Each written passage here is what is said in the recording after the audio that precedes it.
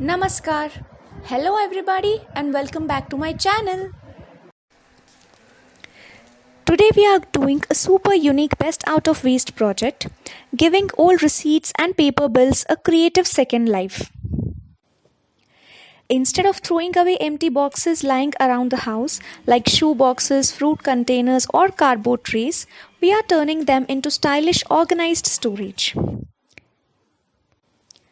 First, gather your saved paper, bills or receipts. Using Fevicol, Decoupage and layer the bills all over the outside of your box.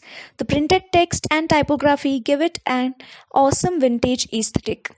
Once dry, you can label each box using a bold marker to easily identify what's inside, whether it's a toolbox, a sauce packet holder, or a rubber band box. It's a great way to declutter, reuse paper, and give old boxes a sturdy new life. Let me know in the comments what you would store in your custom box.